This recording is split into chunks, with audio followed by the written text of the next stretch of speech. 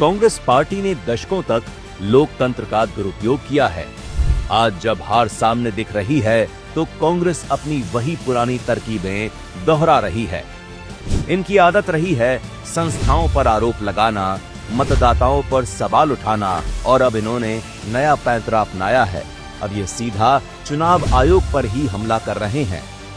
राहुल गांधी के वोट चोरी का राग कोई नया नहीं है। सन 1977 में इंदिरा गांधी ने चुनाव हारने के बाद मतदाताओं को मूर्ख कहा था और 1989 में चुनाव हारने के बाद राजीव गांधी ने बैलेट पेपर को दोषी ठहराया था। जब भी लोकतंत्र उनके हिसाब से नहीं चलता, नेहरू गांधी परिवार इसे बदनाम करने में जुट जाता है। लेकिन जो सबसे बड़ा सच है वो कांग्रेस नहीं बताना चाहती। हम बात कर रहे हैं घुसपैठिया वोट बैंक की। पक्के सबूतों और तथ्यों के साथ ये साबित हो चुका है कि एसआईआर पर कांग्रेस क्यों तिलमिला उठी है। बिहार में स्पेशल इंटेंसिव रिवीजन यानी एसआईआर में 65 लाख फर्जी वोटर पाए गए हैं। मृतक, डुप्लीकेट और काल्पनिक नामों से फर्जी वोटरों की लिस्ट भरी पड़ी है। राहुल गांधी के वायनाड में 90,000 से ज्यादा संदिग्ध वोटर मिले हैं।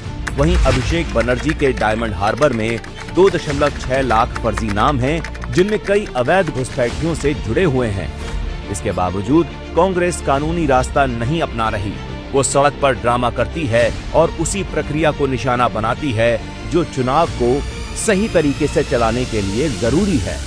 अब सवाल ये उठता है कि कांग्रेस और इसके राजकुमार ऐसा क्यों कर रहे हैं।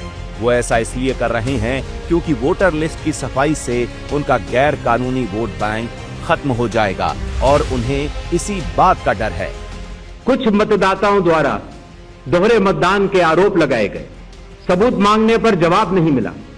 ऐसे मिथ्या आरोपों से न तो चुनाव आयोग डरता है और न ही कोई मतदाता। बिना लाग लपेट के बात करें तो इनका चुनाव आयोग का विरोध करना असहमति नहीं बल्कि एक षड्यंत्र है।